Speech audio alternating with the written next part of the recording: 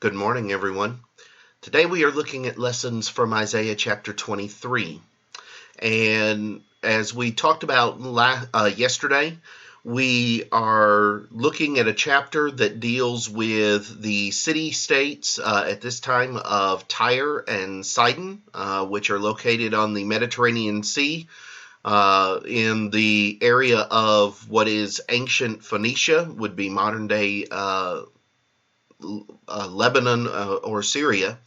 And you have the situation that is occurring where God is going to bring judgment against Tyre and the things that are going to take place. There are two main lessons that I want us to pull out of this particular chapter this morning.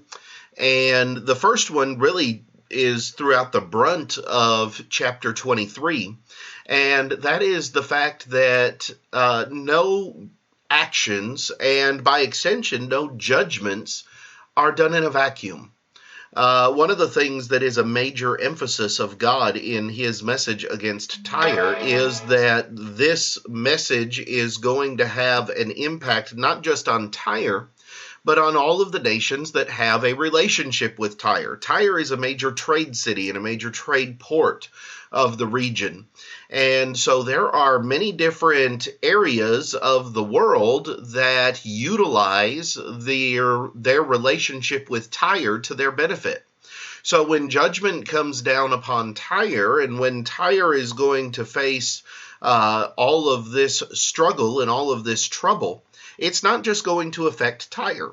It's going to affect Tarshish, which is over in Spain. It's going to affect Cyprus. It's going to affect Egypt. It's going to affect all of these other places around it. The same message holds true for us today. The things that we do are not done in a vacuum, and the consequences that we face are not held in a vacuum for when we do wrong. There are going to be consequences for choices that we make that are going to impact not just us. They may impact our families. They may impact our coworkers. They may impact our relationships and the people that go to church with us. They will impact all kinds of different areas of our lives depending upon, and they can impact them for good or they can impact them for evil depending upon the choices that we are making.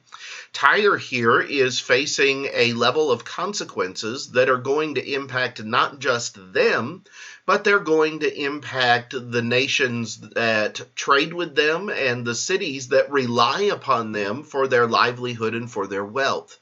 And God says, that's just the way that it is. And so be prepared, be ready.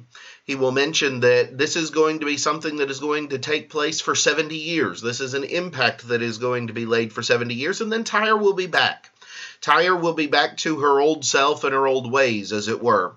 But for 70 years, Tyre is going to face this struggle and this judgment that is going to come upon her. The second lesson that I wanted to pull from this particular chapter is the message beginning in verse number 15, and we've just kind of touched on it, but that not all judgment is of the permanent nature. Not all judgment is going to be one that lasts forever. That there are judgments that are intended as consequences for a time, situations that are going to arise for a time, but they're not intended to be eternal, or they're not intended to be forever. And we see that beginning in verse number 15 when he says, "Now it shall come to pass in that day that Tyre will be forgotten 70 years, according to the days of one king.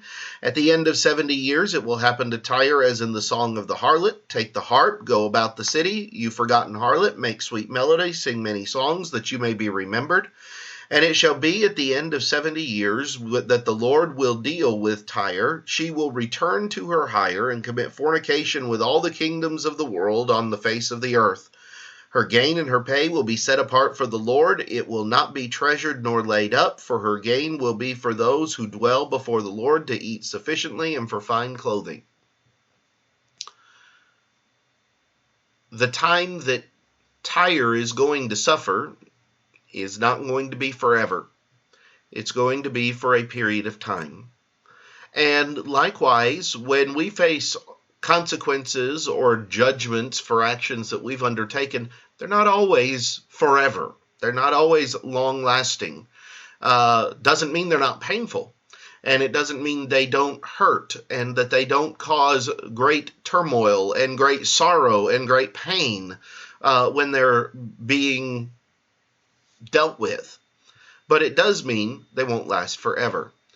God says here that after 70 years, Tyre is going to be like the song of the harlot, and that is, remember me, I'm older, but I'm not gone. And so, in other words, she will come back. And she will also return to her former status. She will be one that in Tyre that will resume her relationships around the world. She will continue to have an impact, but she will also have an impact for those who dwell before the Lord. She is also going to have a positive impact for the people of God.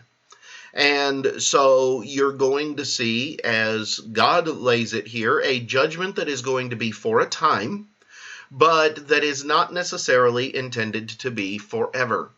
Now, ultimately, there will be an eternal judgment. Ultimately, there will be a final judgment for all men.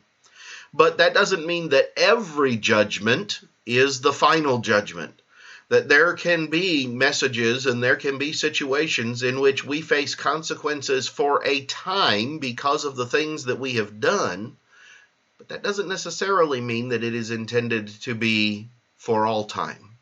So a couple of lessons that I think we pull out from Isaiah chapter 23. And I hope that they are things that are beneficial to us as we consider where we fall in our relationship with God and how things take place in our relationship with God. I hope you have a great day. We will pick up tomorrow with chapter 24.